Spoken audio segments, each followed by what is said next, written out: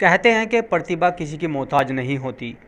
किसी ने सच कहा है कि रोशनी अगर खुदा को हो मंजूर तो आंधियों में भी चिराग जला करते हैं।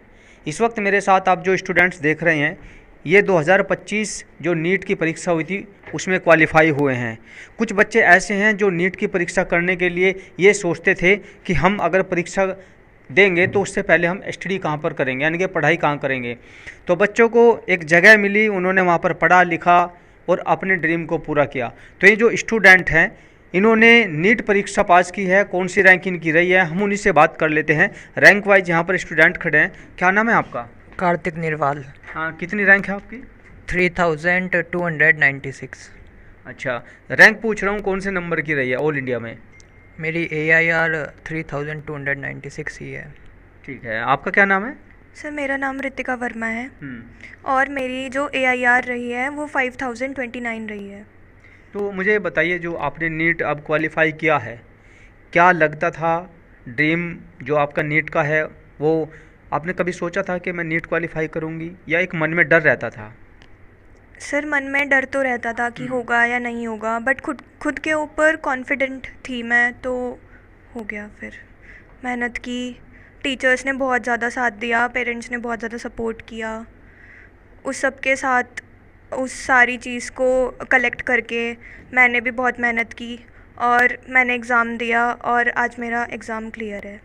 तो क्या लगता है, क्योंकि ये ऑल इंडिया रैंक के हिसाब से एग्ज़ाम होता है, ऐसा नहीं है कि किसी ने एग्ज़ाम दिया और कोई भी क्वालिफाई कर गया, ये बहुत टफ होता है। तो जो आपने नीट को ही चुना पढ़ने के बाद, तो इसकी वजह क्या रही कि आपको जो नीट का एग्ज़ाम देना है, डॉक्टर बनना है, वजह क्या रही?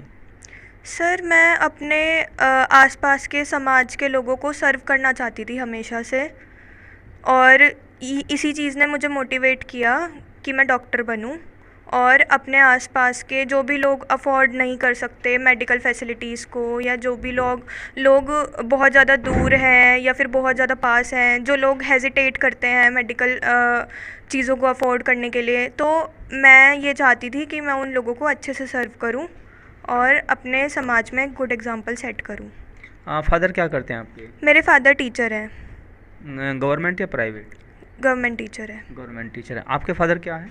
My father is a pharmacist. Pharmacist है। Yes sir. ठीक है। आपका क्या नाम है? मेरा नाम अभिषेक सिंह है। मेरी ऑल इंडिया रैंक 8477 है। फादर क्या करते हैं? फादर किसान है और दूध का काम करते हैं। दूध का काम करते हैं। तो ऐसी स्थिति में आपने जो इस फील्ड को चुना, आखिर वजह क्या रही? वजह तो यही थी कि हमारे गांव में कोई भी डॉक्टर नहीं है, और यही कि मैं अपने इधर फील्ड में अपने गांव में अच्छा काम कर सकूं, इसके लिए जो लोगों को बाहर जाना पड़ता था डॉक्टर के लिए, रात को नहीं मिलते थे दिन में, तो उनके लिए मुझे उसके लिए डॉक्टरी लाइन चुनी। डॉक्टर लाइन पे। अच्छा गुड़िया, एक बात और बताओ, अभी जैसे एक क्राइसिस हुआ है, अहमदाबाद की घटना हुई है, तो सबसे पहले जो प्रायोरिटी देखी जाती है वहाँ पर भी डॉक्टर की देखी जाती है। ऐसे इंसिडेंट होते रहते हैं, घटना कभी भी कहीं भी हो सकती है। तो अगर ऐसी स्थिति बनती है तो आप किस तरीके से मेंटेन करना सोचेंगे कि क्या करना चाहिए? सर सबसे पहले तो आसपास के लोगों को उस चीज़ के बारे में अवेयर करना चाहिए और उन लोगों को अच्छे से सर्व करना चाहिए। अगर कोई इस दुर्घटना का पार्ट बना है तो उसको ट्रीट करना चाहिए, और बिना किसी सेल्फिशनेस के।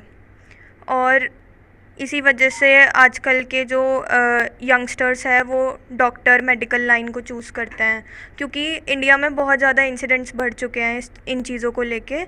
तो हर बच्चा यही सोचता है कि मैं अपनी कंट्री को बहुत अच्छे से सर्व करूं और हो सके कि लोगों के अफोर्डेबल प्राइस पे, या फिर कोई अगर नहीं अफोर्ड कर सकता तो उसको फ्री में इलाज करूं। ठीक है, यानी कि डॉक्टरी का जो पेशा है वो देश सेवा का भी काम करता है। हाँ गुड़िया, क्या नाम है आपका? मेरा नाम निशु गाजियानी। अच्छा निशु, ये बताइए, आपने जो नीट का एग्ज़ाम दिया, कौन सी रैंक रही आपकी? 9768। फादर क्या करते हैं आपके? मजदूरी। मजदूरी। हाँ, मजदूरी भी कई तरह की होती हैं, तो आपके फादर बेसिकली अगर बात करूँ तो किस तरह की मजदूरी में है? सर भट्टे पे निकासी का काम करते हैं। देखिए, फादर भट्टे पे ईंट पहले पाथी जाती है, फिर वो लगाई जाती है, पकाई जाती है, फिर निकाली जाती है। तो भट्टे पे मजदूरी करने वाले एक पिता की पुत्री ने नीट एग्ज़ाम क्वालिफाई किया है। लोगों का सपना होता है कि कैसे वो नीट क्वालिफाई करेंगे, कैसे डॉक्टर बनेंगे और कैसे देश की सेवा करेंगे।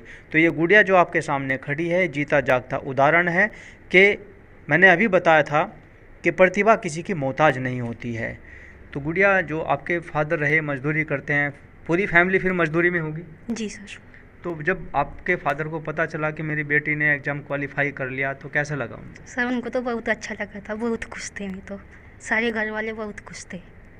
तो आपने सोचा था कि जिस परिवार में आप पढ़ रही हैं, लिख रही हैं, आपको खुद पता था कि मैं गरीब परिवार से हूँ और नीट की परीक्षा उम्मीद थी कि पास हो जाएगी? यस सर, उम्मीद थी कुछ तो। कुछ जी, पर घर वालों का साथ था, टीचर का साथ था, तो कर लिया। कर लिया। बहुत बहुत शुभकामनाएं आपको। आपका क्या नाम है? अक्षित गर्ग। आपकी कौन सी रैंक है? 11,536 और कैटेगरी रैंक है 1233। अच्छा, ये बताओ आपके फादर क्या करते हैं? बिजनेसमैन। बिजनेस में। तो आपने इस फील्ड को क्यों चुना?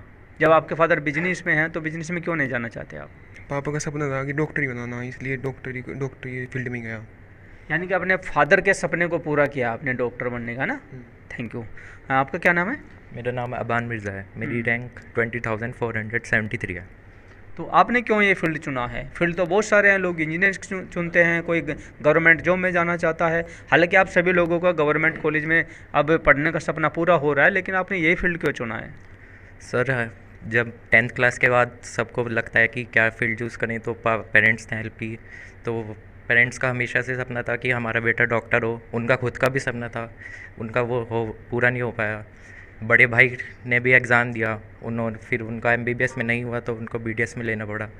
तो मैं चाहता था कि पापा का सपना पूरा करूं और फिर बस इसलिए इस फील्ड में हूँ। पिताजी का सपना पूरा करे, डॉक्टर बन के देश की सेवा करे, यही सपना था? Yes sir. ठीक है। आपका क्या नाम है? मेरा नाम सफ़ीउल्लाह है और मेरी ऑल इंडिया रैंक 26,299 है सर। और फादर क्या करते हैं? सर फादर फार्मर है मेरे, और उन्हीं ने मुझे इतना सपोर्ट किया कि मैं इस एग्ज़ाम को क्रैक कर सकूं। देखिए, किसान का बेटा है, हर आदमी चाहता है कि उसका बेटा पढ़ लिख के कुछ ना कुछ बने, लेकिन एक किसान ने दिन रात की मेहनत अपने खेत में करता है, उसको लगा कि मेरे बेटे को डॉक्टर बनना चाहिए, देश की सेवा करना चाहिए, तो उन्होंने अपने बेटे को प्रोत्साहित किया और उसका रिजल्ट आपके सामने है कि एक किसान का बेटा नीट क्वालिफाई करके अब गवर्नमेंट कॉलेज में पढ़ेगा और डॉक्टर का सपना बनने का पूरा करेगा। आपका क्या नाम है? वंश बेनीवाल। वंश भाई, ये बताओ कि आपकी कौन सी रैंक है? 30,899 रैंक है मेरी। तो आपके फादर क्या करते हैं? मैंने तो फार्मिंग में है। फार्मिंग, किसान का काम करते हैं। तो आपको कैसे लगा कि मुझे नीट में जाना चाहिए, नीट क्वालिफाई करना चाहिए, फिर मुझे डॉक्टर बनना चाहिए, ऐसा क्यों? मेरा शुरू से ही था कि नीट में, और पापा का भी वो था सपना, तो फिर इसी लाइन पे किया।